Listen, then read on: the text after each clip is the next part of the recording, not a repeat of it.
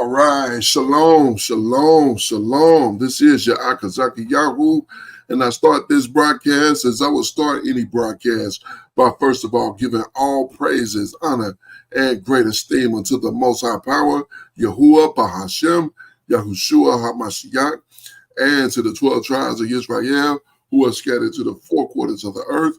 I say shalom wa baruki. That is peace and blessings. And I cannot wait to the day that the Most High brings us back together and we are once again 12 tribes, one family, one nation under the Most High power, under one covenant, and back in our own land with a heart of flesh and no more a heart of stone. Hallelujah. Hallelujah. I'm joined this evening by my most esteemed Akinanaya. Shalom, Aki. Hey, shalom, shalom, Maki. Shalom, shalom, Yasharal. Call halal Yahweh. Bahashem. Yahweh Shah HaMashiach. Waha Malak. Barakatah. Hallelujah. Hallelujah. All praises to Yahweh in the name of his beloved son, Yahweh Shah, the Messiah and King. Bless you. Hallelujah. Praises to the Father.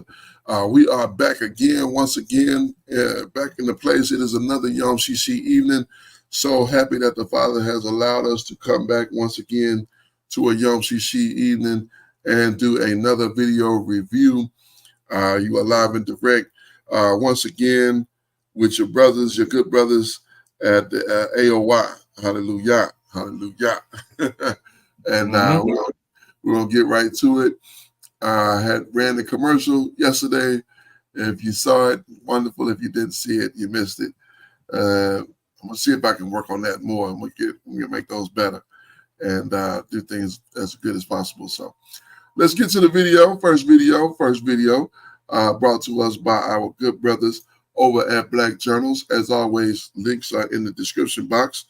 This is the American history. They can't say never happened. So prepare to learn a little something and to be edified while in the spirit. So let's get to it.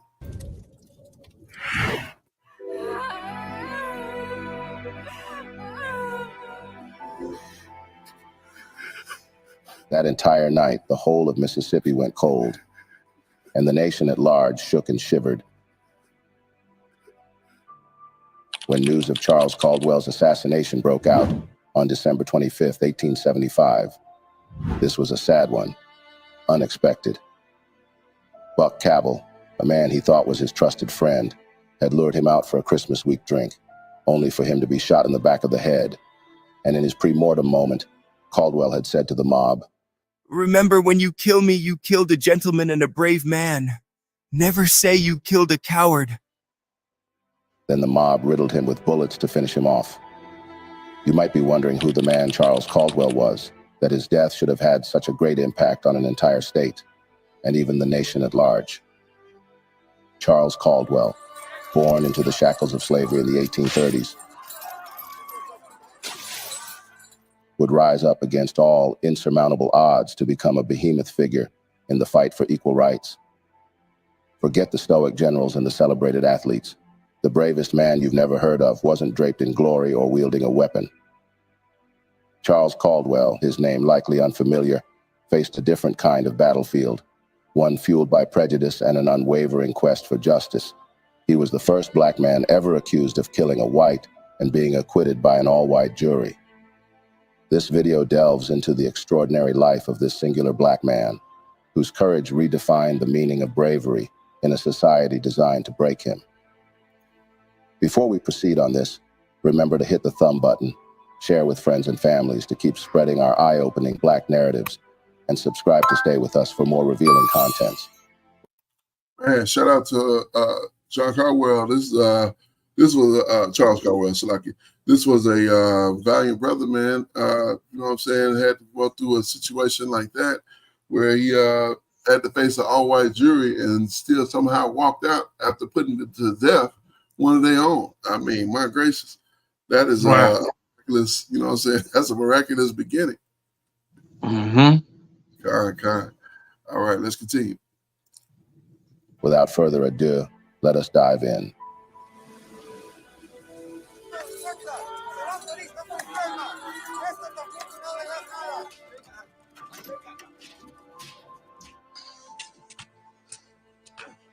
Charles Caldwell was a born slave who also shared in the anguish of other slaves.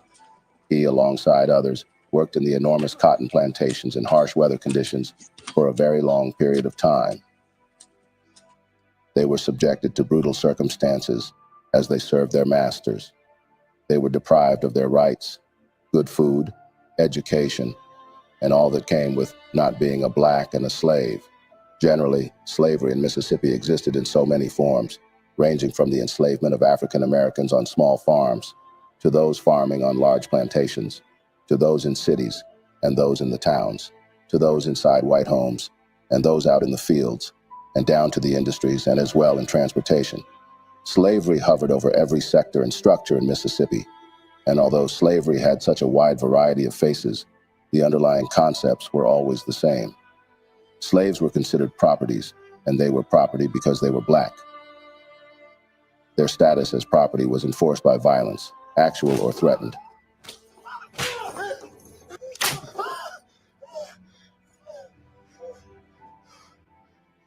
In the Lower South, the majority of slaves lived and worked on cotton plantations. Most of these plantations had 50 or fewer slaves, although the largest plantations had several hundreds. Cotton was by far the leading cash crop, but slaves also raised rice, corn, sugarcane, and tobacco. Many plantations raised several kinds of crops. Enslaved individuals had to clear new land, dig ditches, cut and haul wood, slaughter livestock, and make repairs to buildings and tools. In many instances, they worked as mechanics, blacksmiths, drivers, carpenters, and in other skilled trades. Black women carried the additional burden of caring for their families by cooking and taking care of the children, as well as spinning, weaving, and sewing. The diets of enslaved people were inadequate or barely adequate to meet the demands of their heavy workload. They lived in crude quarters that left them vulnerable to bad weather and disease. Their clothing and bedding were minimal as well. The heat and humidity of the South created health problems for slaves who worked in the plantations. Unsanitary conditions, inadequate nutrition, and unrelenting hard labor made slaves highly susceptible to diseases. Illnesses were generally not treated adequately, and slaves were often forced to work even when sick. Hey, Slack, The rice plantations were the most deadly. Oh, my Black bad. people had to stand in water for hours. Yeah, go ahead. Oh, just real quick. There's a statistic that I think is relevant, to what they're speaking about. But in 1835, the average plantation owner spent $23 on his slave, but he also made $157 off that same slave, but he only spent $23 on him. Wow, that's crazy. All right. And that's probably it's overall like healthcare, taking care of whatever Right. they need to. Wow, that's crazy. Yeah, clothing, and I'm not sure if that I don't think that could entail food. Yeah. I think it's just like clothing and all your needs being met. Yeah, I wonder if that was like a monthly base too. Like a monthly, you talking about $23? Imagine. I mean, that was for the whole year. Oh, for the year. Oh, wow. Yeah, $23 for the year. Wow, that's crazy. So that's nothing. So that means exactly. You done used up. You ain't got no medical care. You know what I'm saying? If they give you a toothbrush, that's your whole. That's it. It's about $2 almost nearly $2 a month. Wow, that is horrible. Man, I tell you, it's amazing how the Most High was able to sustain us. I think of another people going through what our people have gone through, and I don't see it happening. I don't see them, making it through. I see them quitting, being out, like I'll just die. You know what I'm saying? Mm-hmm. Like here we are, 500 years later, we still here. Not only we still here, but we waiting the return of a Mashiach. You know what I'm saying? Like that's a big deal. That's a real thing. So, praises to the Abba. But let's continue. Hallelujah. Hallelujah. Hours at a time in the sweltering sun. Malaria was rampant. Child mortality was extremely high on these plantations, generally around 66%. On one rice plantation, it was as high as 90%. One of the worst conditions that enslaved people had to live under was the constant threat of sale. Even if their master was benevolent, slaves knew that a financial loss or another personal crisis could lead them to the auction block. Also, slaves were sometimes sold as a form of punishment. In the case of African American women, they had to endure the threat and practice of sexual exploitation. There were no safeguards to protect them from being sexually stalked, harassed, or raped, or to be used as long-term concubines by masters and overseers. The abuse was widespread, as these white elites in positions of power would normally take advantage of the situation of enslaved black females. Even if a woman seemed agreeable to the situation, in reality she had no choice. Slave men, for their part, were often powerless to protect the women they loved. In addition to the authority practiced on individual plantations, the slaves in Mississippi had to live under a set of laws called the slave codes. These laws ensured that the slaves were considered property, not people, and were treated as such. Slaves could not testify in court against whites, make contracts, leave the plantation without permission, strike a white even in self-defense, buy and sell goods, own firearms, gather without a white person present, possess any anti-slavery literature, or visit the homes of whites or free blacks. The killing of a slave was almost never regarded as murder, and the rape of slave women was treated as a form of trespassing. At all times, patrols were set up to enforce the codes.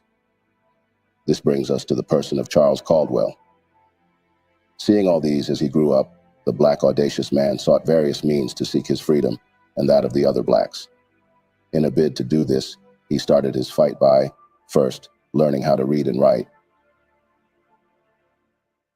He, alongside other philomaths, stood up against all odds to make sure they were able to read and write.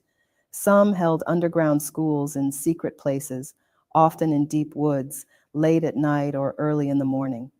Says Heather Andrea Williams, a historian and scholar in African American studies.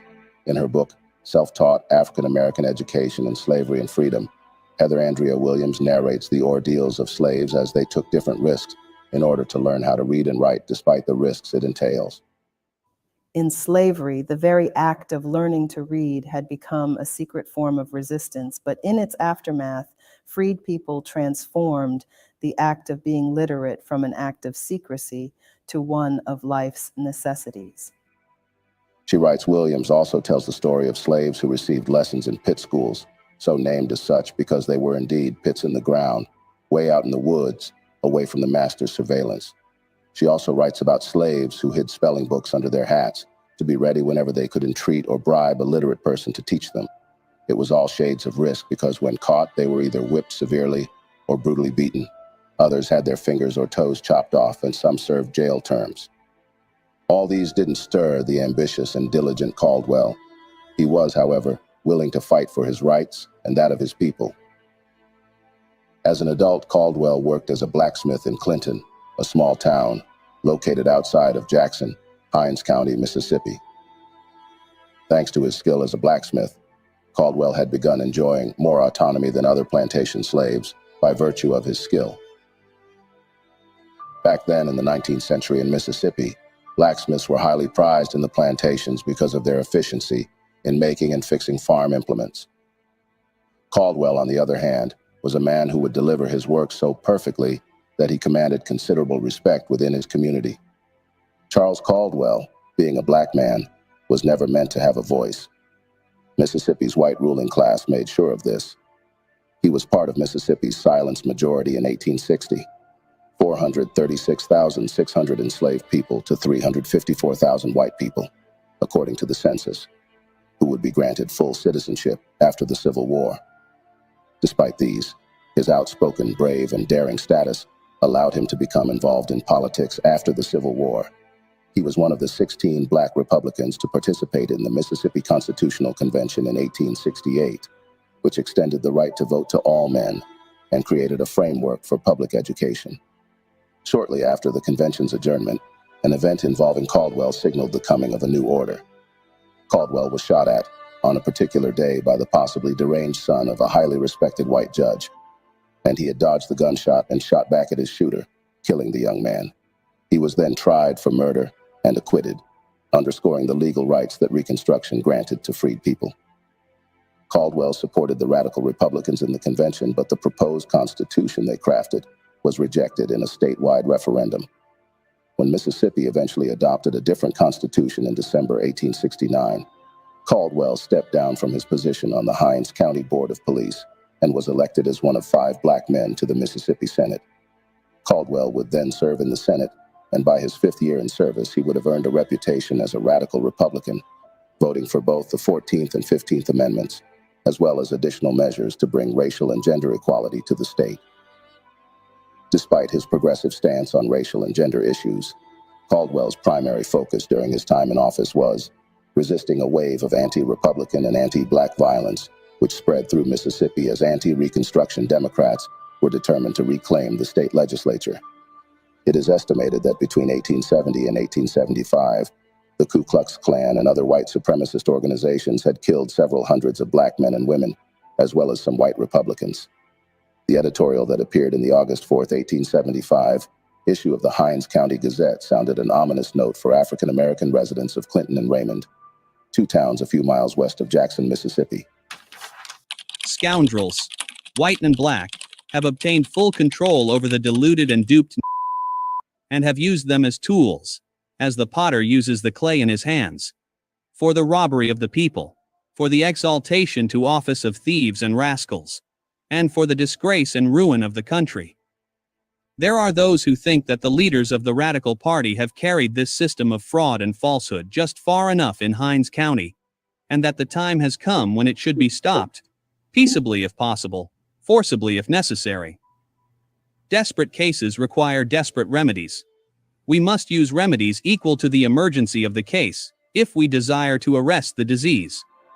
Yeah, it's ironic how they would use some words from the script. You know what I'm saying? Like that's crazy how they would really. Well, you know, they thought they was Christians, so most of them still do. You know, think that they Christians and they feel completely justified in their wickedness, not even reading the book for understanding and understanding who the people that they have all this indignation for, and the power who is the power of those very people that they have all this indignation for. You know, it doesn't make any sense whatsoever. It's just crazy, to say the least. So, but yeah, the potter with as the potter with the clay, yeah, that's on the writings of Shaul, and you know, my mind went right to that when he read that. I'm like, what? God. Yeah. All right, let's continue. Writer, presumably George W. Harper, a prominent local Democrat in Raymond who owned the newspaper, proposed that committees of anti-radical men be formed to show up at Republican events and stop the leaders from presenting falsehoods and deceptions and misrepresentations to black audiences. A month to the day after the editorial appeared, about 2,000 African Americans, along with approximately over 75 to 100 white allies, including a few Democrats from the nearby town of Raymond, attended a Republican political rally and barbecue at Moss Hill, an abandoned plantation outside Clinton. In an effort to keep the political rally peaceful, alcoholic beverages and weapons were banned, and both a Democratic and Republican candidate had been invited to speak. I suspicion there was going to be some trouble about an hour before the meeting assembled. Every store in Clinton was closed up. Green Tapley, a local barber, later told a U.S. Senate committee. He ran into a group of people from Raymond and judged from that this was a portion of this committee recommended by the Raymond Gazette. One organizer of the picnic recalled that Charles Caldwell, a freedman and successful blacksmith who had been the local state senator for 5 years then, thought it would be conducive of good feeling to give the opposite party an opportunity to say what they might have to say. And that we could very well afford to hear them because it would give us an opportunity probably of speaking to Democrats. Despite the violence, Caldwell was one who believed in the political process and thus would have the Republicans invite the opposition candidate for state Senate, a prominent Democratic speaker, to open a major Republican Party rally before the election. Judge Amos R. Johnston, The white Democratic State Senate candidate invited had given the opening speech with no problems from the predominantly black crowd. He opened the event with a speech that lasted about an hour, and who afterwards admitted to one of the organizers that he was never listened to more attentively in all the days of his life. But the moment a former Union Army officer, Captain H.T. Fisher, also editor of the Jackson Times, representing Republican Governor Adelbert Ames, began with his speech. A group of 18 white men from Raymond had started out by calling him a liar, making moves to disrupt the rally. Caldwell had tried intervening to keep the peace, but gunfire broke out and Lewis Hargraves, a freedman, was shot in the forehead and killed instantly. The thing opened just like lightning, and the shot rained in there, just like rain from heaven. One witness would later on report. At this point, what seemed to have started out peacefully had quickly deteriorated into some horrible, violent mess that became known as the Clinton race riot. The crowd frantically ran in all directions to get away from the random danger of bullets running in every direction. When the gunfire ended, a total of 5 blacks, including 2 children, and 3 whites had been killed, and as many as 30 others were seriously wounded. Unfounded rumors spread through white communities that a mob of freedmen were amassing for an attack on Clinton. But in reality, more than 500 African-American men fled to Jackson to be near the protection of the U.S. Army, while others went into hiding in the surrounding swamps and woods. During the next 2 days, September 5th to 6th, several hundred members of the White Line militia moved unopposed through Hinds County and murdered between 30 and 50 African Americans.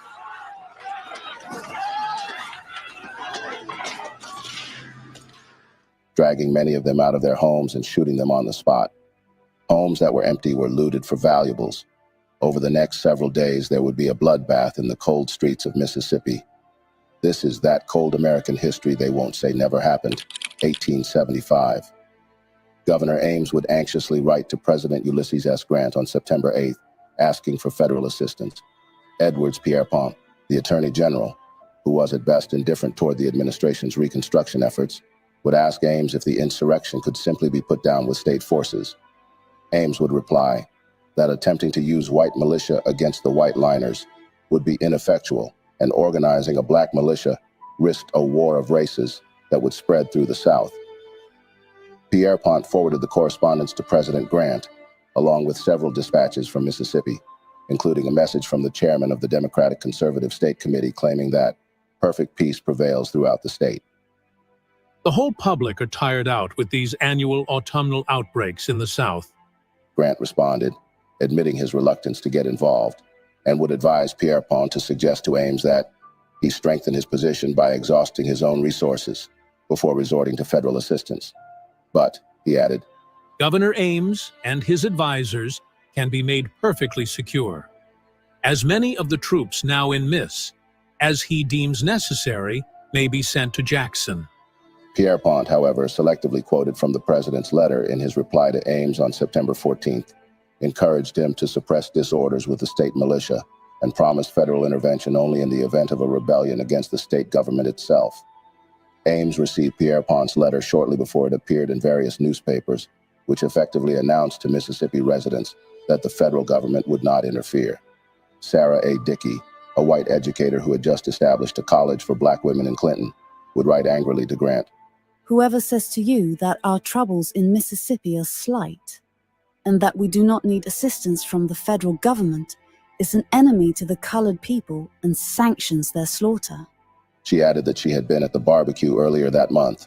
"I saw enough with my own eyes to convince any honest person that the Republicans went there for nothing but peace, profit, and pleasure, and that the Democrats who were on the ground went there for the express purpose of creating a disturbance and of killing as many as they could." The violence became so intense that Mississippi's Republican governor, Adelbert Ames, began to organize and deploy black militia units, placing Senator Caldwell in charge of 2 companies based in Jackson. Caldwell took a small group of militiamen to deliver arms to another company in Edwards, an act which fanned fears of a race war.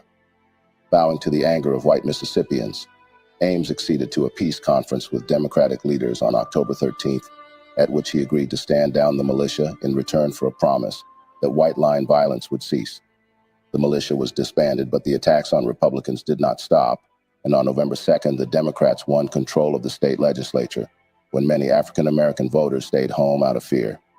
Deprived of any military support, Caldwell still managed to provide a forceful example for other Republicans in Clinton. On Election Day, when some of his Republican colleagues expressed a desire to heed the Democrats' warnings not to vote, Caldwell insisted that surrender was not an option. No, we are going to stay right here. You must just come right along and keep your mouth shut. I don't care what they say to you. Don't you say a word, said Charles Caldwell. Although Caldwell lost his Senate seat that day, he proved that no amount of Democratic intimidation would shake nor deter him from his political resolve. Caldwell's powerful resistance to the Democrats helps explain his assassination a month and a half after the election. On December 25th, 1875, Senator Caldwell had gone into town to investigate why his nephew, David Washington, had been taunted and harassed by a group of local white men. Upon his arrival, a white acquaintance, Buck Cabell, invited him to have a Christmas drink with him in the basement of a Clinton grocery. This would be a ploy for the ambush that followed. Charles Caldwell had been reluctant towards the offer, but Buck Cabell had insisted on the both of them drinking a toast in celebration of Christmas. So a double no-no. One, celebrating a pagan holiday, and two, having a drink with a known enemy of yours. And we got to celebrate this thing. So here's the thing: our people got to learn that we don't have anything in common with these people who the Most High calls our enemies. So we see in this situation clearly, this was as we continue here, but this was a lure to get him into a position of vulnerability, and this would end up being his demise. He should have told that person, "Man, go fly a kite," or something. And who knows what he could have done in the next chapter, but he ended up being this was it. So it's crazy. I gotta you know what I'm saying, like the most mundane things get our people off of where they should be. They have all of this strength, integrity in one place, and then it could be something just so simple that'll get them off. Like, you know, just all the wisdom you used thus far, you just forget about that, and let's just, you know, go sit down and drink with this cat. And it's almost it almost reminds me of parts of Maccabees, huh? Yeah, exactly. I was thinking that too, and that's why I said some of the most mundane things. You go through all of this spirituality and great exploits brought to you by the Most High, and then all of a sudden you just falter and your throat gets slit. Right. Yeah. So we got to learn from these situations and stay strong in the spirit, you know, and don't get off and thinking, oh yeah, we can make this thing work out. Nah. The wisdom teaches us never trust thine enemy.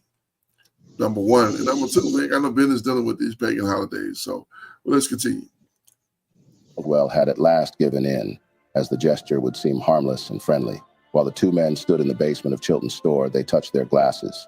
But the clicking sounds had been a signal for the assassins to strike, as the report would uncover later on.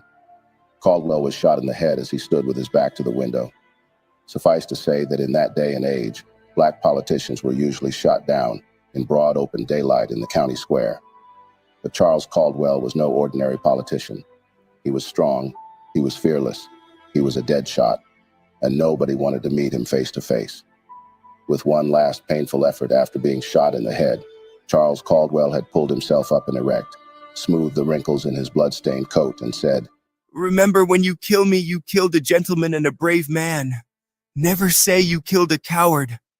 I want you to always remember it when I am gone." Other black men in the vicinity were shot as well. Caldwell's brother, Sam, who had nothing to do with politics, was not left out.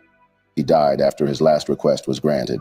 He was carried out into the street so that all could see that he remained defiant. After this, Caldwell's corpse and that of his brother were taken home, but unfortunately, these white mobs would later burst into his home, where his wife had laid his body and that of his brother, and they raised a ruckus, turning the bodies out of the coffins. Such cowards, they couldn't face him while he was alive. They could only do so when he was no longer able to defend himself. The following summer, a 5-member select committee of the U.S. Senate was appointed to investigate the events around the Mississippi election. During the hearing, Senator Caldwell's widow was questioned about the day her husband was killed, and then the testimony she gave was documented. The jury, it was said, also investigated most thoroughly the killing of Charles Caldwell and Samuel Caldwell in Clinton on the 30th of December, 1875. They have been unable to find the party or parties engaged in the deed. And although nearly every man, white and colored, who lived in or near Clinton has been brought before the jury, there's been no proof sufficient to attach guilt to any man. It was said that every witness that could be heard of who was likely to know anything of the affair utterly failed to elicit any evidence upon which the jury could take any action. In closing, today Caldwell is remembered for his commitment to the fight for equal rights for African Americans. The man, as described in a white politician's historical account, was one of the most daring and desperate Negroes of his day. Caldwell's story transcends the dusty halls of history. He wasn't just a politician. He was a symbol of resilience, a testament to the unyielding spirit of a people determined to claim their rightful place. Through his fearless activism and unyielding pursuit of justice, he not only inspired a generation, but continues to ignite a flame of hope and resilience in all who hear his story. His bravery echoes not just in the past, but serves as a clarion call for us all to continue the fight for equality. There are countless heroes like him, buried beneath the weight of prejudice. Let Caldwell's bravery be a catalyst to unearth these hidden narratives, to celebrate the triumphs that defied the status quo. Let Charles Caldwell's legacy be a reminder that courage can bloom even in the most oppressive soil, urging us to challenge injustice wherever we find it. That brings us to the end of yet another interesting. All right, man. Quite an interesting story. Charles Caldwell, political activist and good brother all around, made a terrible mistake that would cost him his life. But the great work that he did certainly speaks volumes to the type of man that he was. So praises to the Father for that insightful, magnificent video from our brothers over at Black Journals. Go ahead, Doc. Was thinking it's really troubling to hear stories like this. And, I want to say that I had heard about this story before, and I really knew where we were headed, like with it. I've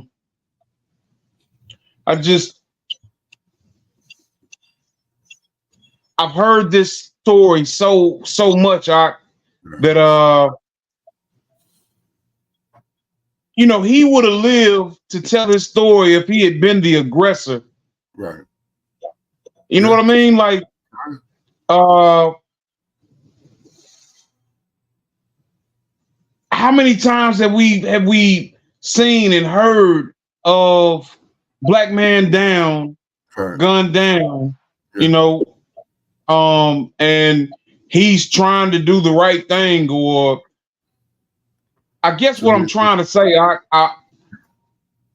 it's really important that we strive to live a life that's pleasing to the Most High, to the point where we can be, because vengeance is the Most High's, right? Yeah. Mm-hmm. But He will use us to act out His vengeance. Those tribes in Canaan, those Canaanite tribes who were abominable to the Most High. He used the Israelites to judge them, Indeed.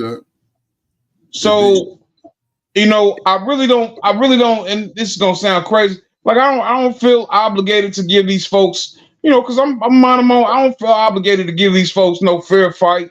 Like, leave me alone, man. Right. God, ain't no such thing as a fair fight, Doc. And I think we suffer most from that, because here's my thing. I was talking today.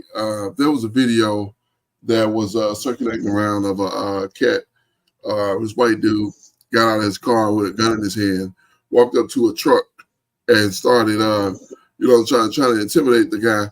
He obviously had no heart to try to shoot the guy, but I think it was two white guys, but he obviously had no heart to try to shoot the guy.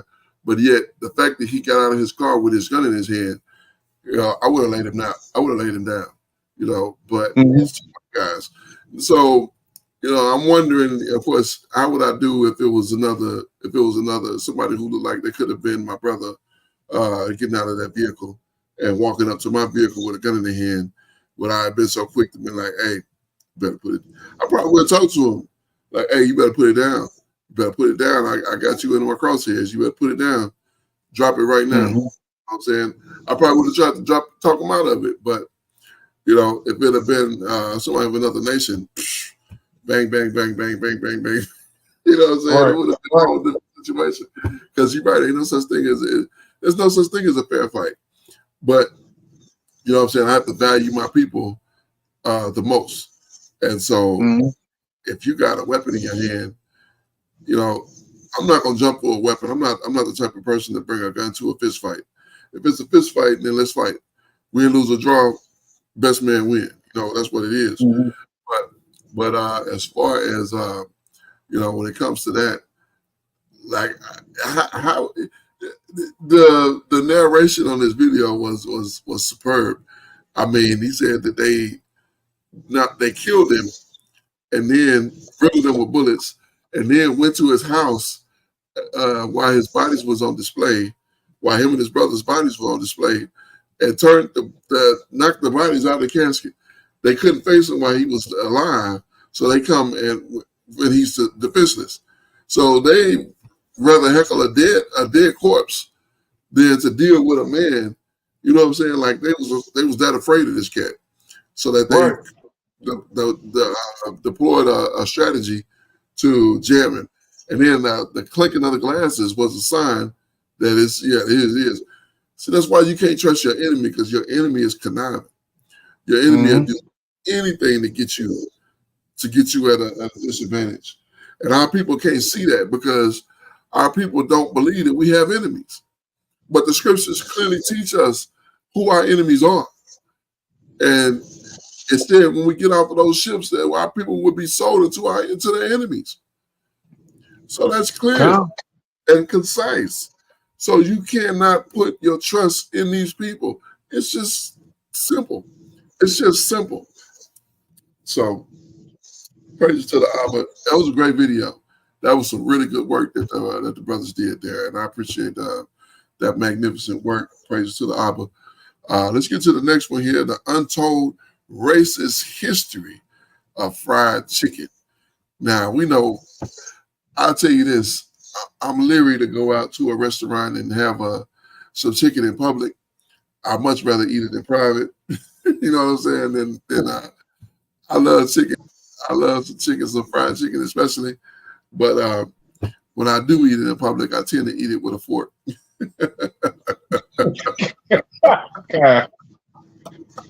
know what I'm saying? Just to maintain dignity. To maintain the dignity. Right. So, but let's get not fit their prototype of what they think of us. Exactly. Look at this chicken. Oh, he loves it. Look at it. That's he loves it. right, exactly. You know what I'm saying? But I do love it, but that ain't none of your business. Right. All right, let's get to the video. Here we go.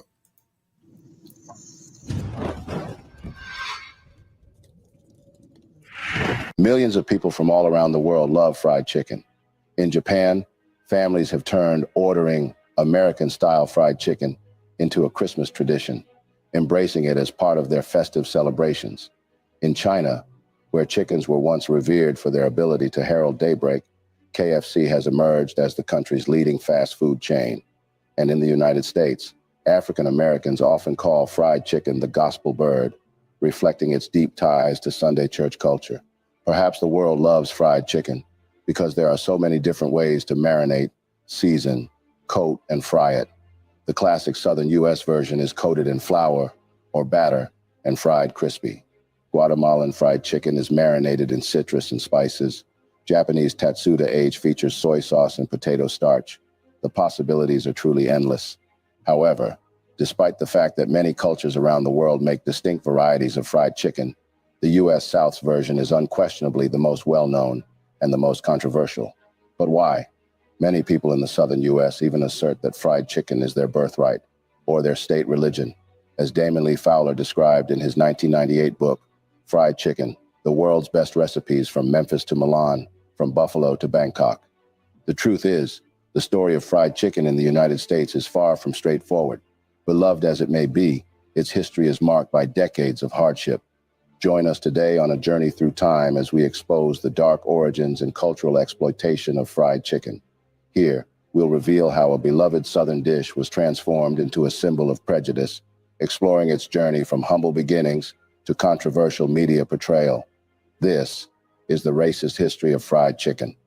From the 17th to the 19th centuries, conventional wisdom held that the American South was the birthplace of fried chicken.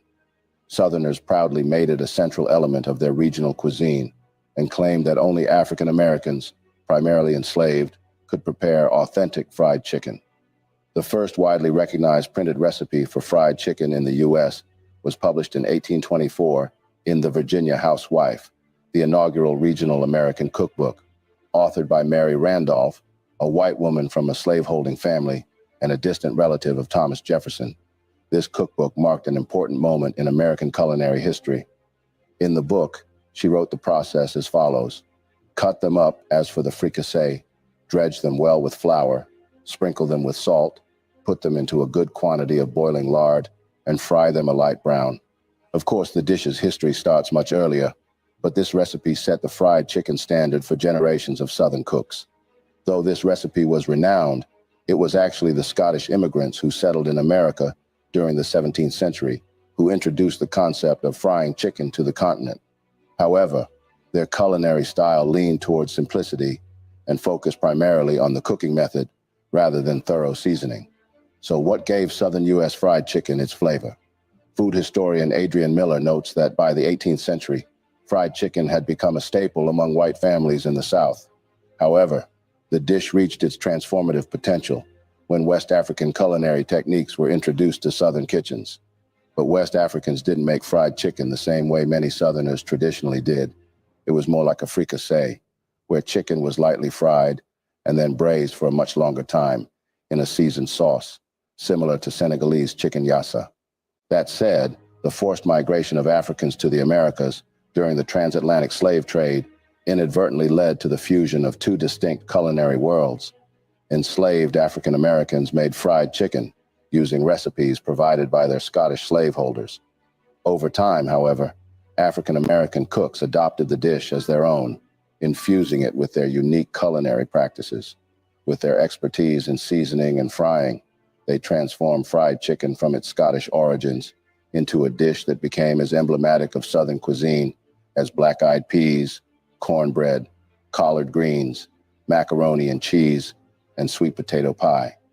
The harmonious marriage of West African spice profiles and Scottish frying techniques culminated in the creation of a culinary masterpiece, a rich infusion of aromatic spices like paprika, cayenne pepper, and garlic, when combined with the intense heat and sizzle of the frying process, produced a symphony of flavors and textures.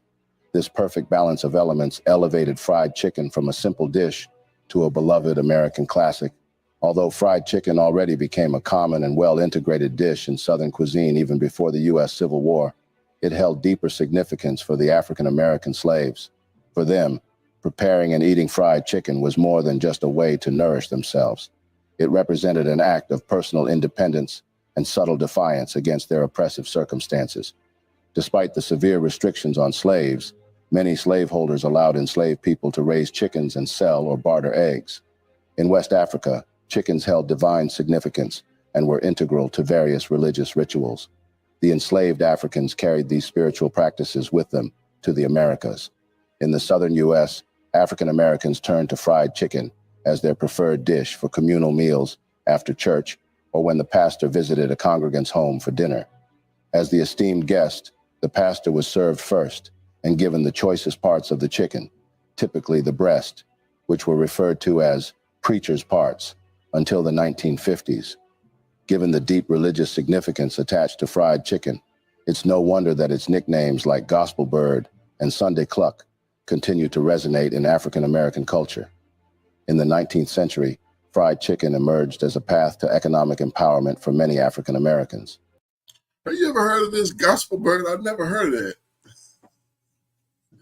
Gospel is No, that's a new term. Yeah, that's a new one to me. I've never heard that. That's now I know why people have done fried chicken and chicken at Lawrence for a lot of years. Chicken has always been readily accessible and rather inexpensive and magnificently good. But I never heard of the Gospel Bird or the Sunday Cluck or any of this other stuff. You know what I'm saying? Right. This is all news to me, but it's interesting at least. So let's continue.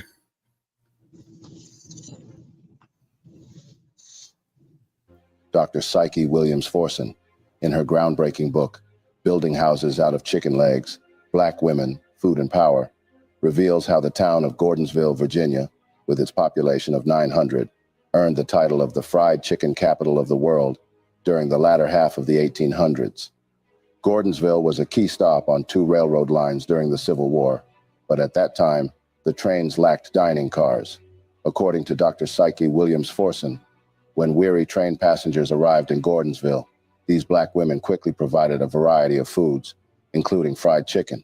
Since fried chicken traveled well before the advent of refrigeration, white passengers often purchased it from African American cooks through open train windows. Entrepreneurial vendors flourished in the South and beyond, with fried chicken playing a crucial role in helping many African Americans relocate and build their own homes, reflecting the theme of Williams Forson's book. In the 20th century, fried chicken became increasingly visible, yet its portrayal was deeply flawed. Newspapers and magazines in the southern states began to showcase advertisements aimed at white audiences, presenting fried chicken as a hallmark of Southern hospitality. Conversely, these same media outlets perpetuated deeply offensive stereotypes by depicting African Americans as fried chicken-eating caricatures. Fried chicken was promoted as a Southern or Black specialty, frequently employing derogatory language and imagery. Ads from companies like Church's Chicken portrayed the dish as ethnic food, and other fried chicken restaurant advertisements featured cartoonish depictions of African Americans as caricatures obsessed with watermelon and fried chicken, perpetuating racial cliches under the pretense of innocent advertising. This coon card from 1905 says it all. Unfortunately, these portrayals were not confined to print, but also appeared in film and video. Films like The Birth of a Nation reinforced racist stereotypes by linking Black people with the dish, tarnishing its image for generations. This 1915 seminal and supremely racist silent movie by D.W. Griffith is about the supposedly heroic founding of the Ku Klux Klan. Lamentably, it was a huge sensation when it debuted. In one scene of the 3-hour film, a group of actors depicts Black elected officials as lazy and unruly, behaving crudely in a legislative hall. The intended message to the audience is clear. This is what happens when Black individuals are allowed to vote. Some of the legislators are depicted drinking, others with their feet propped up on their desks, and one is notably eating fried chicken in a very exaggerated manner. Another example of an utterly offensive film is The Jazz Singer from 1927, one of the first feature-length talkies, which featured Al Jolson in blackface and perpetuated harmful stereotypes. The film often depicted African Americans in a demeaning manner, with exaggerated imagery of them holding watermelons and fried chicken, trivializing a rich and diverse culinary heritage into a single derogatory narrative. An examination of film posters from the 1920s through the 1950s also reveals a disturbing pattern in which fried chicken was used to marginalize African Americans. As we approach the mid-20th century, the commercialization of these stereotypes becomes increasingly prominent. Aunt Jemima and Uncle Ben were more than just brands. They were caricatures that exploited the very stereotypes we're examining.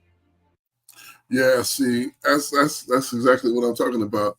I can't remember what I was watching. It was something I watched when I was young, and it talked about Joe Louis, the boxer, and he talked about him not eating fried chicken or watermelon in public.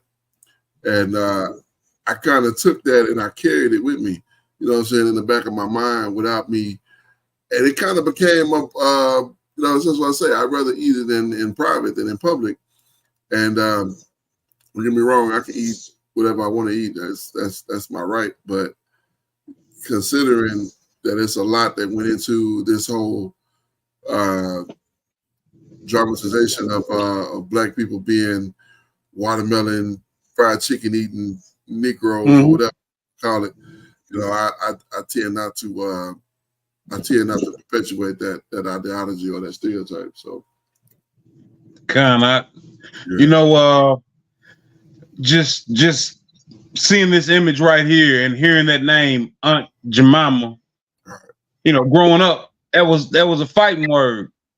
And you know, I don't know why, but you know, somebody call you Aunt Jemima, that was something to fight about. And you know, before I even knew who it was, you know, you know what I mean? It was something that we would fight about.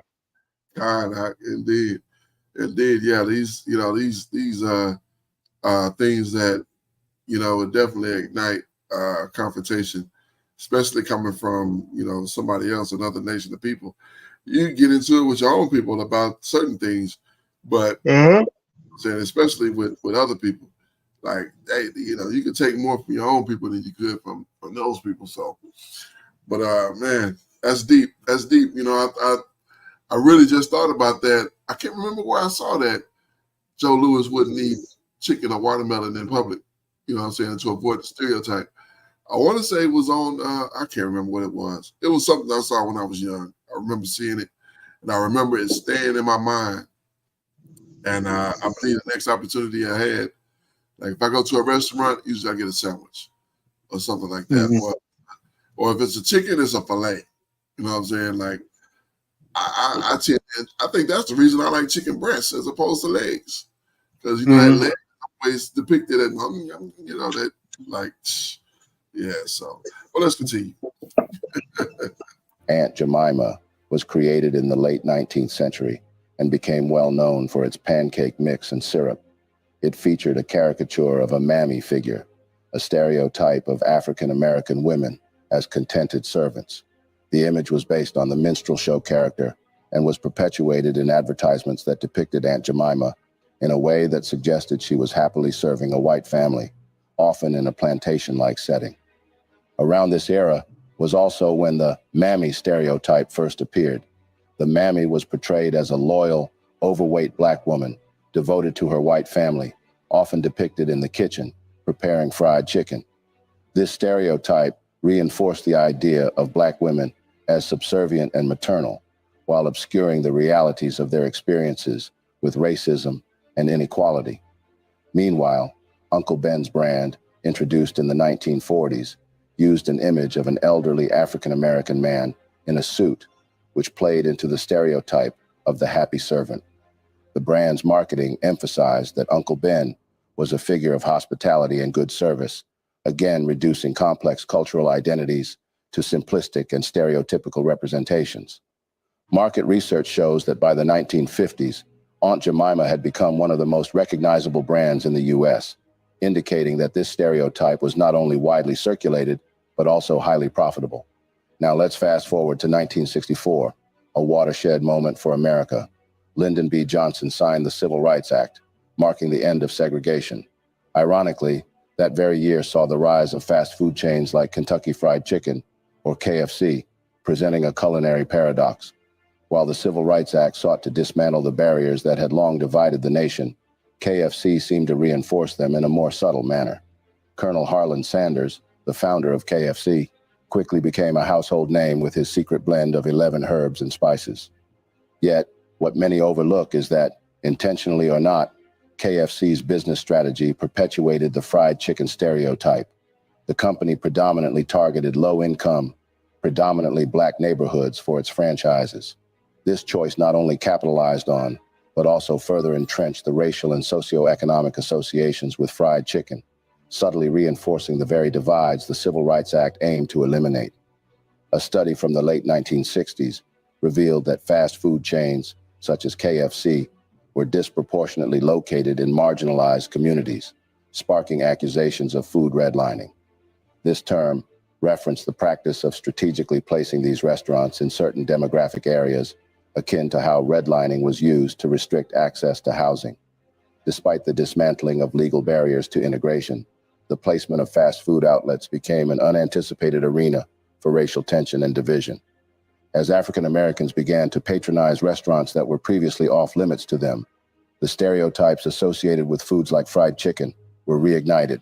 The dish evolved into an ironic symbol, embodying both cultural pride and persistent prejudice. Think about the sit-ins that took place at lunch counters throughout the South. Although these acts of civil disobedience aimed to dismantle segregation, the choice of food ordered carried a significant political message. By ordering fried chicken in establishments that had once been exclusively white, individuals made a statement of reclamation and defiance against the entrenched stereotypes.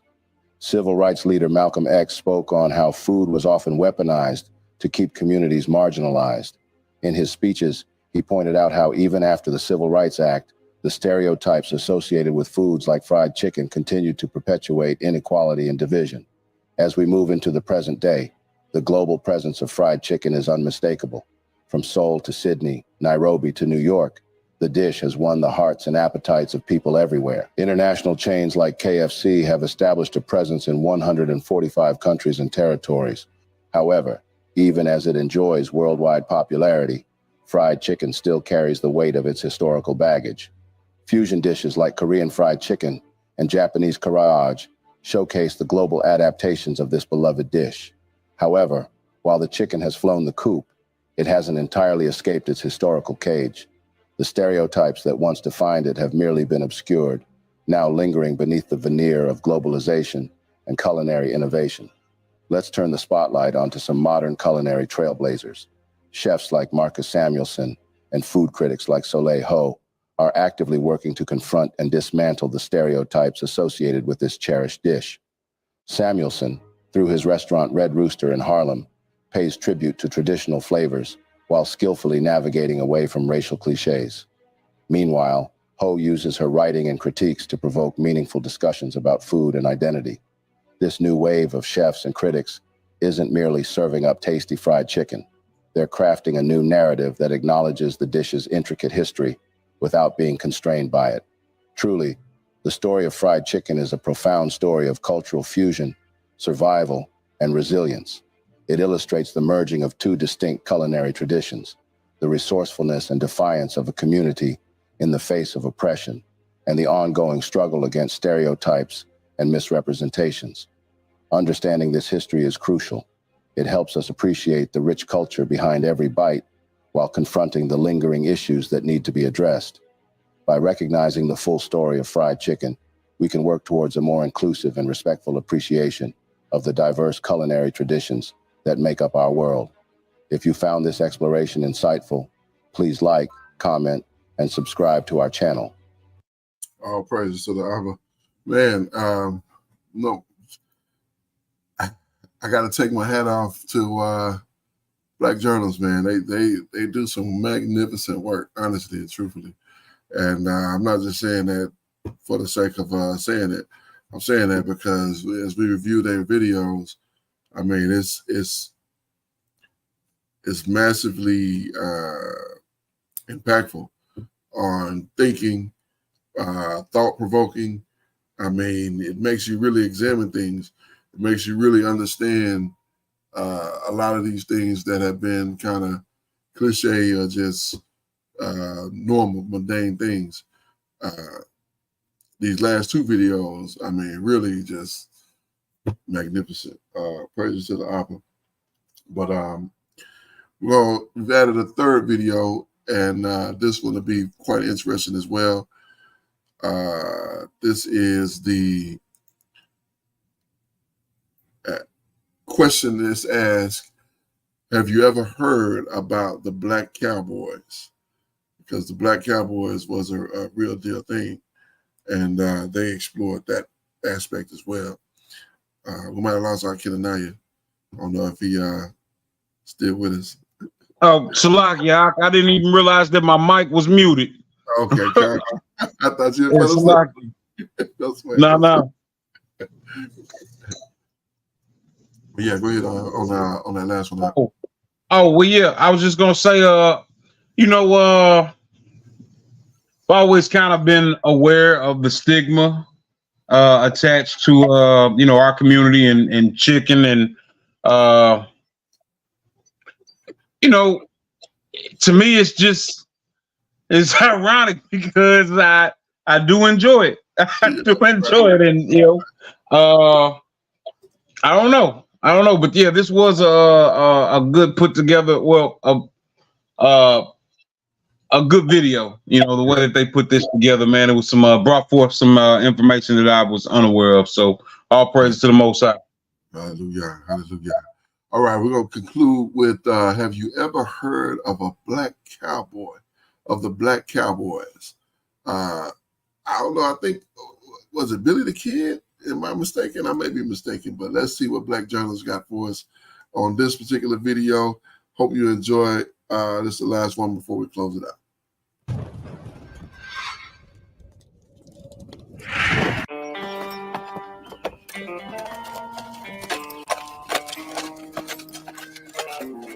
In the early days of the American West, a unique group of individuals emerged, shattering stereotypes and defying expectations.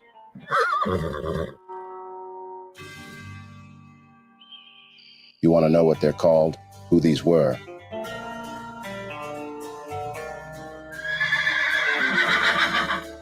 The Black Cowboys. Does the name surprise you? Those of you thinking that cowboys were only whites, think again. Cowboys were skilled horsemen and cattle handlers who played a crucial role in shaping American history, and the best amongst them were blacks. Cowboys like Bill Pickett, undoubtedly amongst the most famous, whose stunts were no less than an action swashbuckling movie star, was black. One of his very exceptional performances, used for subduing a stubborn steer, involved grabbing its horns, twisting its head up, and biting its tender nose or lower lip. This exhibition never failed to evoke an earth-quaking, deafening cry from his admiring audiences.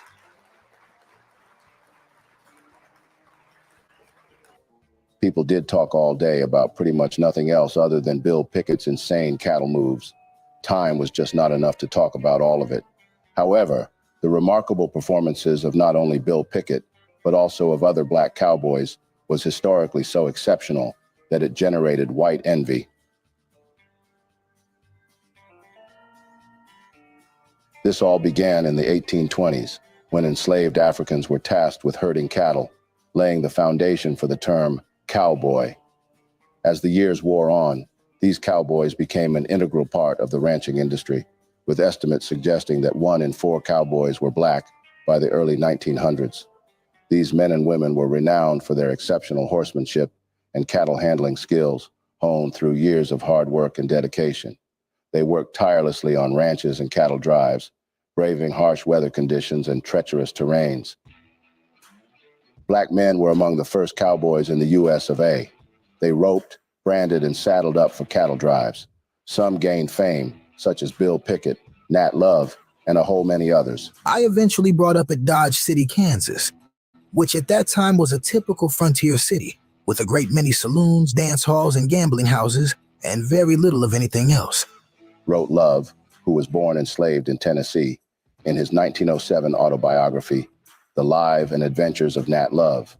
Here, the cowboy, Nat Love, recounts stories from his life on the frontier, so cliché, they read like scenes from a John Wayne film.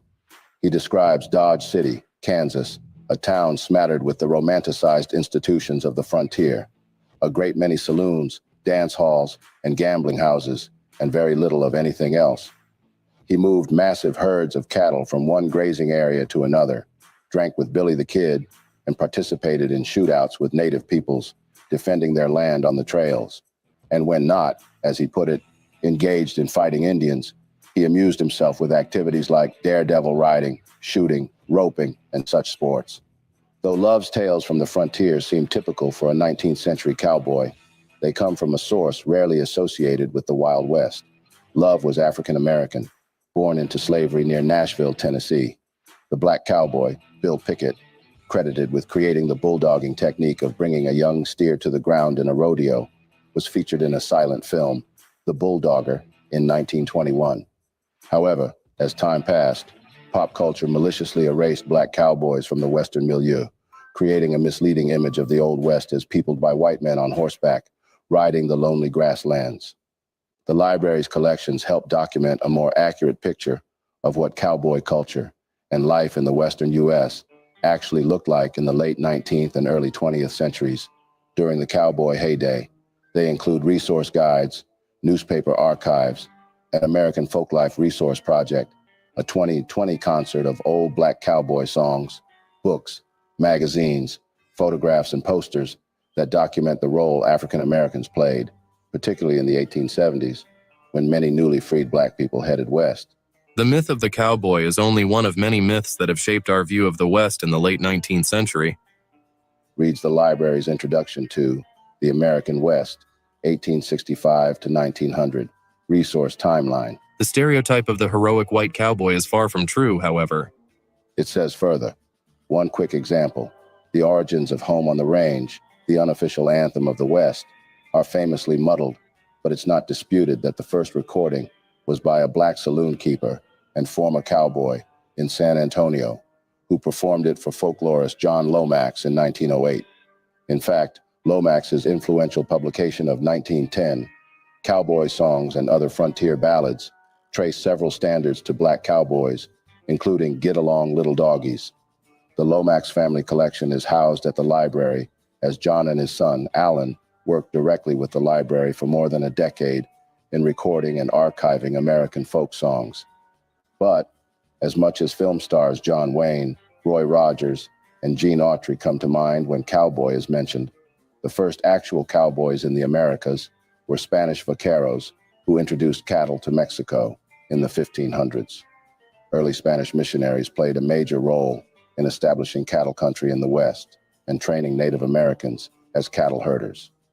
The Louisiana Purchase in 1803 sent white settlers west of the Mississippi, driven by a sense of continentalism, later known as manifest destiny, the belief that white Americans should control a vast section of North America from coast to coast. The War of 1812 and the Mexican-American War in the 1840s were fueled by this belief, with settlers marching further west, warring with Native Americans. In these vast swaths of open terrain, where law enforcement was most often non-existent, cattle were a source of wealth. There was no adequate fencing to pen them in, however. This left cowhands to fend for themselves in open country, keep up with their cattle by horseback, and protect themselves from rustlers and bandits. Thus, the romantic legend of the cowboy was born, a quiet man, capable, tough, honest, respectful of ladies, and possessed of a poetic respect for the land and his horse. In the hugely popular Wild West shows of Buffalo Bill in the late 19th century, the cowboy novels of Zane Grey in the early 20th century, then the Western films and television shows in the mid-century, those cowboys were almost always white. However, that was only part of the picture, though. No history of cowboy culture would be complete without contextualized narratives about the role that Native Americans, African Americans, and Mexicans played. And just hold on a second. Amazing viewers, if you've gotten up to this point in this video, then it would mean that you've actually settled in and are having an interesting viewing already. Offer us your kind support by hitting that thumb button in front of you, share to keep spreading our eye-opening black narrative, and subscribe if you are yet to. Let's get back in. Few images embody the spirit of the American West, as well as the trailblazing, sharpshooting, horseback riding cowboy of American lore. And although African American cowboys do not play a part in the popular narrative, historians estimate that 1 in 4 cowboys were black. The cowboy lifestyle originated in Texas, US of A. The city had been a cattle country since it was colonized by Spain in the 1500s. But cattle farming did not become the bountiful economic and cultural phenomenon recognized today until the late 1800s, when millions of cattle grazed in Texas. The city, which was then an increasingly significant new slave state, joined the Confederacy in 1861. Although the Civil War hardly reached Texas soil, many white Texans took up arms to fight alongside their brethren in the East. Usually, While Texas ranchers fought in the war, they depended on their slaves to maintain their land and cattle herds. In doing so, these black slaves had developed the skills of cattle tending, which includes breaking horses, pulling calves out of mud, releasing long horns caught in the brush, and so many other cattle rearing skills that rendered them invaluable to the Texas cattle industry in the post-war era. But with a combination of a lack of effective containment, barbed wire had not yet been invented, and too few cow hands, the cattle population ran wild. Ranchers returning from the war discovered that their herds were lost, even out of control. They would try rounding up the cattle and rebuilding their herds with slave labor. But eventually, the Emancipation Proclamation left them without the free workers on which they were so dependent. Desperate for help rounding up maverick cattle, ranchers were compelled to hire now free, skilled African Americans as paid cow hands. Now let's get down to the digest proper. This year was 1865, and the Civil War had just ended. In the month of June, the 19th of the aforementioned year, Union General Gordon Granger arrived in Galveston, Texas, to announce General Order No. 3, which states that all slaves in the state were finally free. This day became known as Juneteenth. Following the emancipation, many African Americans left plantations in search of new opportunities. Some headed west, where they found work on ranches and farms, learning the skills of cowboys. These former slaves brought their expertise in horsemanship, roping, and cattle handling, honed during their time on plantations, to the open ranges of the West. And by the 1870s, black cowboys were a common sight in the American West, working alongside white cowboys and Native American tribes. Although the actual number of cowboys is still unknown, a number of estimates by historians, including Kenneth Porter, estimate that of the 35,000 or so cowboys of the era, about 6,000 to 9,000 were black. An interview of William Loren Katz, a scholar of African American history and the author of 40 books on the topic, including The Black West, had reported thus. Right after the Civil War, being a cowboy was one of the few jobs open to men of color who wanted to not serve as elevator operators or delivery boys or other similar occupations. And working on ranches offered these men chances to earn enough money to buy their own ranch or farm or start up their own businesses. With each passing day, more ranches were established and the beef market flourished vastly. The cowboy's job was essentially to herd cattle and transport them on long journeys where they'll be transported by rail to slaughterhouses. These men rode, roped, and handled cattle with a finesse that earned them maximum respect. They worked tirelessly on ranches and cattle drives, riding through treacherous terrain, braving scorching sun, torrential rains, and icy snow. Cowboys often lived a rugged, nomadic lifestyle, often spending months on the range. Their days began before dawn, with a hearty breakfast of beans, bacon, and biscuits. They'd saddle up and ride out to check on cattle, fix fences, and navigate the vast open spaces. Everyday work was difficult and laborious for cowboys. Work days lasted about 15 hours daily, and much of that time was spent on a horse or doing other physical labor. Their homes were often humble makeshift affairs, bunkhouses, line shacks, or even tents. They would share stories, play cards, and enjoy simple pleasures like music and laughter around the campfire. Work was grueling, with long hours and little rest. Cowboys faced dust storms, thunderstorms, and scorching heat. They would drive cattle across rivers, through canyons, and over mountains, always on the lookout for predators, either humans or wild animals, and strays. For black cowboys, it wasn't paradise, but it was often better than the harsh racism east of the Mississippi. Compounded with the strenuous job of a cowboy was the burden of being a black. Most times, while crossing towns, they're usually faced with the burden of being unable to access certain amenities like sleeping in hotels, eating at certain restaurants, or staying in certain hotels. But within their crews, they sometimes found respect and a level of equality unknown to other African Americans of the era. This is what Katz, an ex-slave and a cowboy in the 1900s, said. Cowboys had to depend on one another.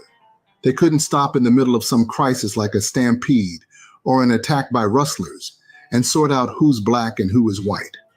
Black people operated on a level of equality with the white cowboys. Despite the hardships, cowboys found joy in the freedom of the range, the camaraderie of their fellow riders, and the beauty of the country's landscape. They'd often have rodeos, horse races, and impromptu dances to celebrate special occasions. In towns like Abilene, Fort Worth, and El Paso, cowboys would gather to sell cattle, buy supplies, and enjoy some revelry. They'd visit saloons, general stores, and chuck wagons, swapping tales and news.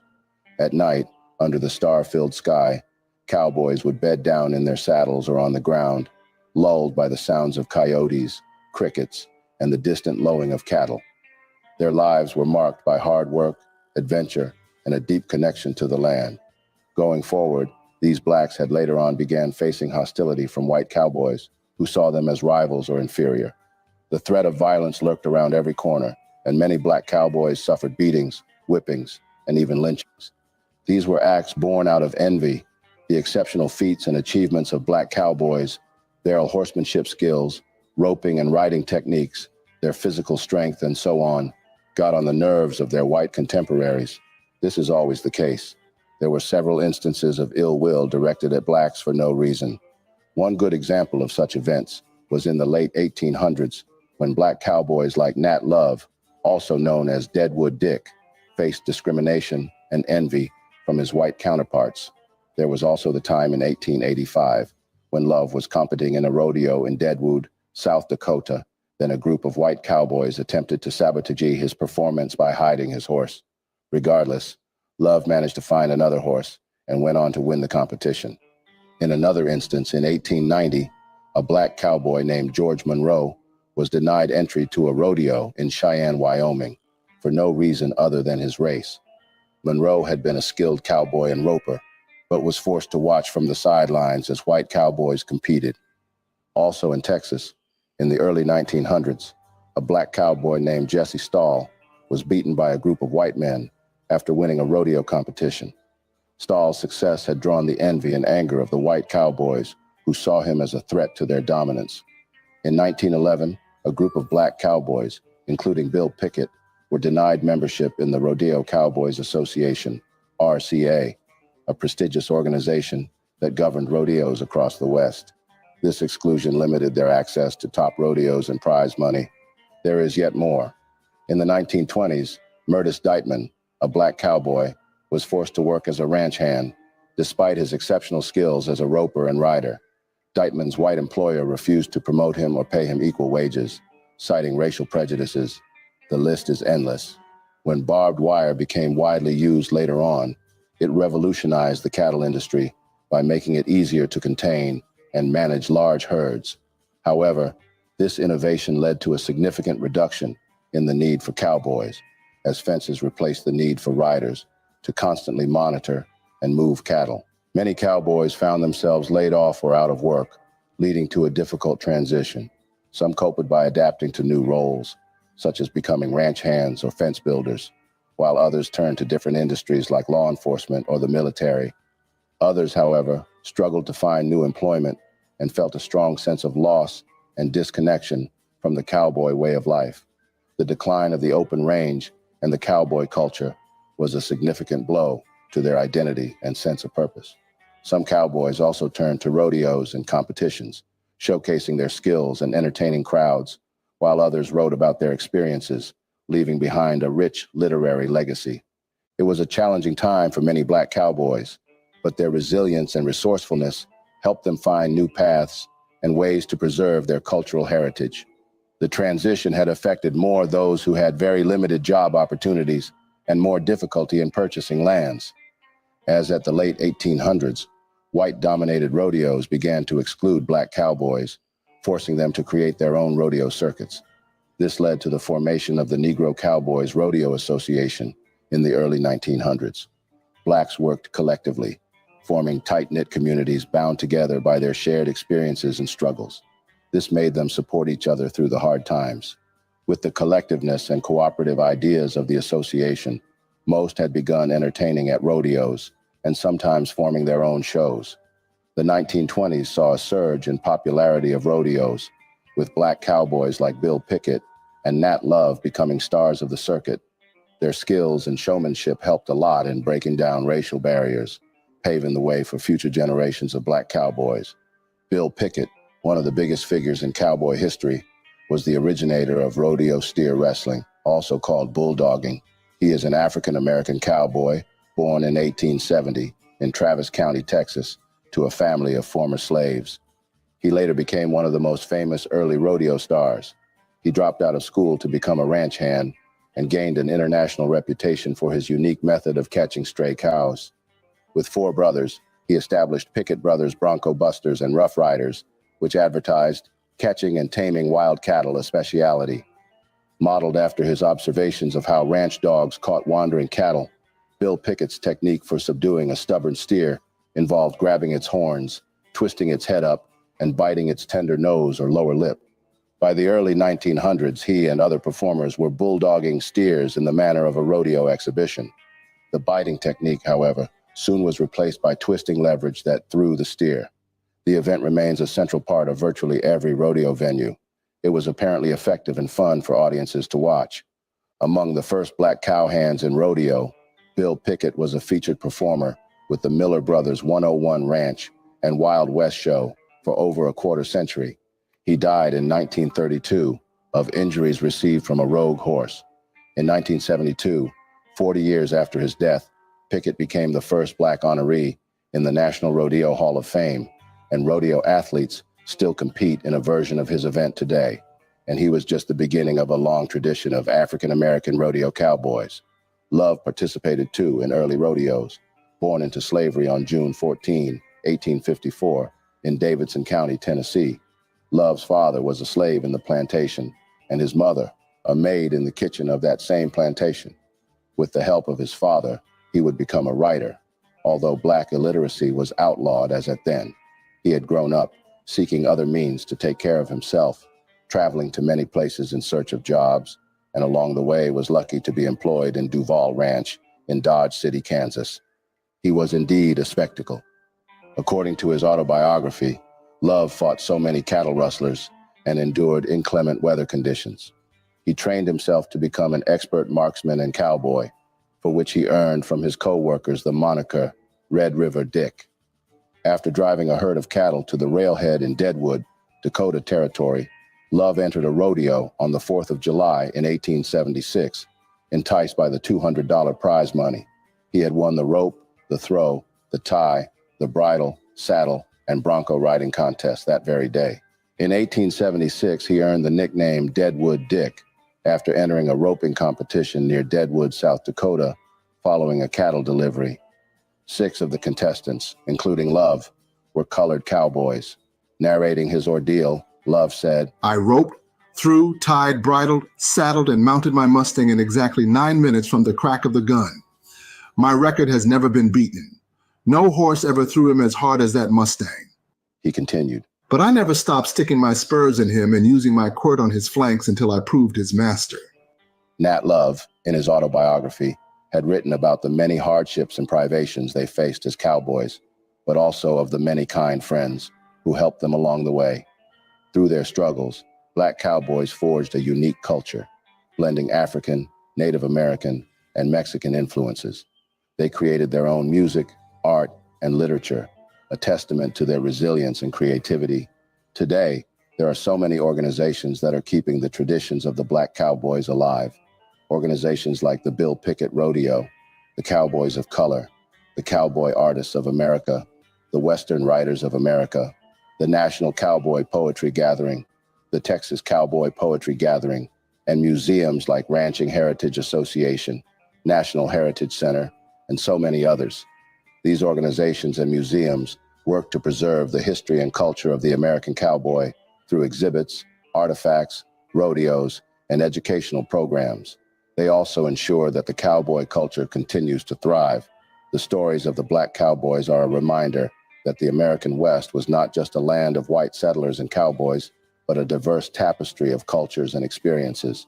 They rode the same trails, faced the same challenges, and contributed to the same history, as noted by Elise Clark, a volunteer with the Black American West Museum and Heritage Center in Denver.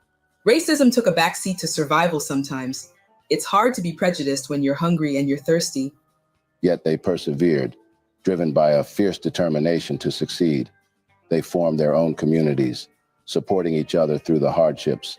They shared stories of struggle and triumph, passing down their legacy through generations.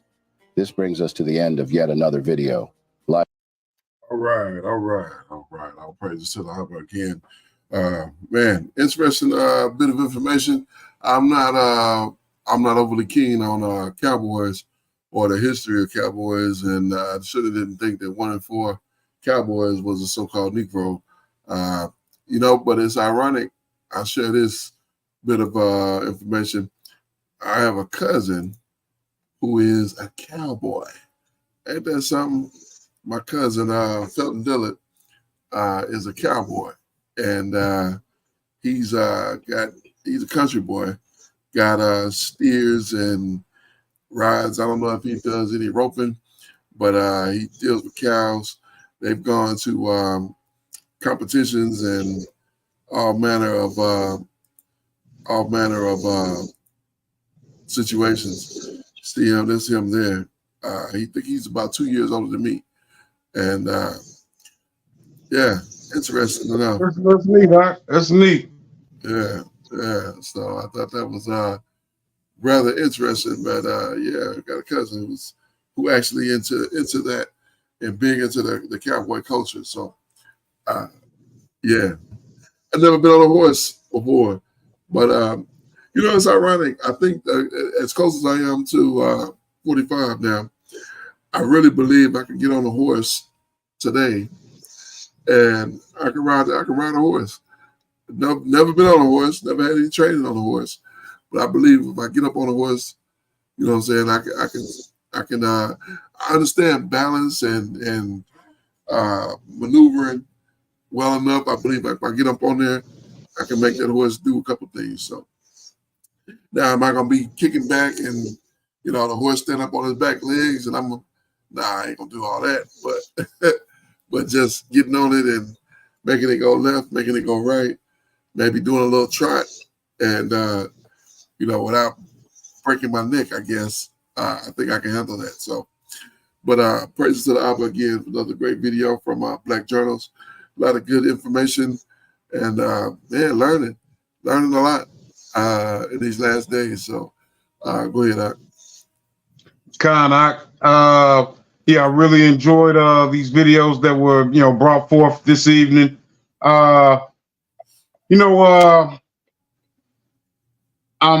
Just some fun facts, or not fun facts, but just something to ponder. So, the first video that we saw today, it spoke about how Caldwell, was a brother down there, in Mississippi, and how they had the Clinton massacre. That was actually in 1875. Okay, so going from Mississippi to Louisville in 1875, there was the first Derby. The first Derby took place, and I'm gonna tie all this in together. But the first Derby took place in 1875, the same year that they had that massacre down there in Clinton, Mississippi. So this first winner of this Derby was a so-called African American man, and in fact, I believe the first 3 winners of the first 3 Kentucky Derbies were all so-called African American. We do well with horses. It's because it's really in us. Like in West Africa, we were a part of kingdoms that had horses. There were kingdoms in West Africa where the king could, in a matter of hours, he could mount 200,000 mounted troops. Wow. Right. So, we hear these stories about Wild Bill and other, so-called African American cowboys, and it's just it's wild to ponder because, you know, those brothers came to prominence after the Civil War, 1865, well, 1864, 1865. And, you know, all of this going on around them, where there's massacres of their people. And, but it seems like those brothers that went west, seem like they did better than the rest of our people. That stayed in the South. You know, these brothers kind of live by the gun, but you know, I don't think that they were in fear of their life like the vast majority of our brothers and sisters in the South were. You know, right? Wow. But just what I'm pondering, just something I'm thinking about. Interesting. Interesting information. Yeah, I really haven't done much historical, you know, digging into these situations and these circumstances and things of that nature. But that's it's interesting to think about. It's really interesting to think about because you have to understand that we have an origin, you know, and our origin started in Israel.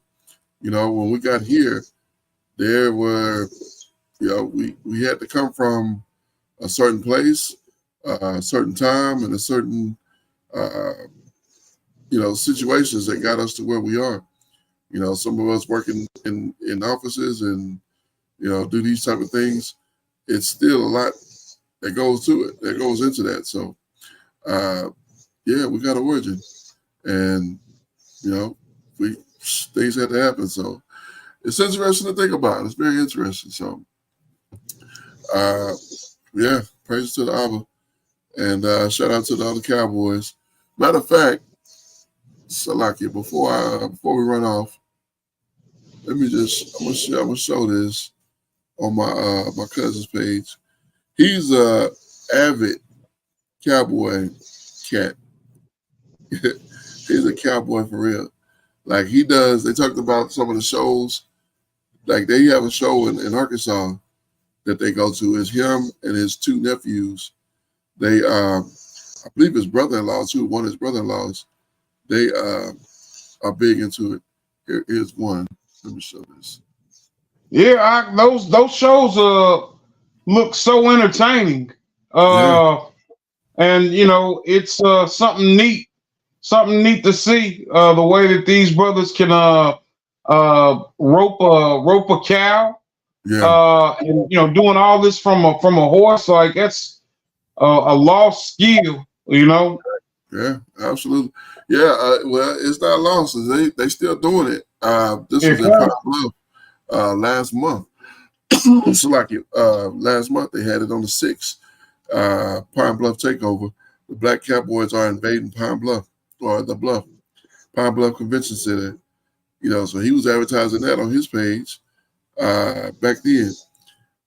I believe this was somebody's wedding or something, somebody's celebration, and he had his cowboy hat on. He's a real deal cowboy. Like that's really his persona. Used to be a knucklehead. For a living, he I don't think he earns a living being a cowboy. He does concrete, but see, he got, you know, he'll have cowboy stuff on his page and, you know, avid cowboy cat. So it's funny when we got into that video, I thought it reminded me of my cousin. And yeah, he one of those cats. And I've been wanting to take my boys. Look, I've been wanting to take my boys, you know, check out some horses. And I'm gonna have to holler at him about that. Like, can you give me down there with some horses? Me and my boys. I pull up in my sedan. God. Like, yeah, you need a truck to get down here, brother. Yeah, but I don't know if this is them or some other cats. But it looks like they getting ready to go to a competition. They got similar, they dress similarly. But yeah, it's interesting to think about these young guys I shouldn't say young guys, but these guys doing these competitions and riding horses and, you know, being cowboys, even though they're not grazing, you know, the wide open fields of old, you know, they still out there, you know, doing their thing. So interesting stuff. Interesting stuff. This is stuff you never really think about until it comes up. You're like, oh yeah, I guess that is a thing. Is, was, or whatever the case. So, indeed, praises to the Abba. You got anything else, Doc, before we close out? All praises to the Most High for another fulfilled night of learning. Hallelujah, hallelujah. And it's 11:01. All praises to the Abba. We up out of here. We're gonna get us some good rest tonight. Hallelujah. Okay. Yes, indeed. All right, we're gonna close out with the book of Ecclesiastes, chapter number 12 and verse number 13, as we always do. Let us hear the conclusion of the whole matter. Fear the Most High and keep his commandments, for this is the whole duty of man. It is so very important that we understand that in the conclusion of the whole matter, we are to fear the Most High and keep his commandments, because this is the whole duty of man. At the end of the day, when it is all said and done, all the dust is settled and all the smoke is cleared, we will be judged on whether we have feared the Most High and kept his commandments. Why? Because this is the entire reason that we are here. I am your Akazaki Yahoo, joined by my most esteemed Akinanaya, giving all praises, honor, and great esteem unto the Most High Power, Yahuwah Bahashem, Yahushua HaMashiach, and to the 12 tribes of Israel who are scattered to the four corners of the earth. I say Shalom, Wa Baruchim. That is peace and blessings. And I cannot wait till the day that the Most High brings us back together and we are once again 12 tribes, one family, one nation, under the Most High Power, under one covenant, and back in our own land with a heart of flesh and no more a heart of stone. Until that day, shalom, Miss Pakai. Shalom, family. My bad. Hey, shalom, Mitch Pakai. Hallelujah.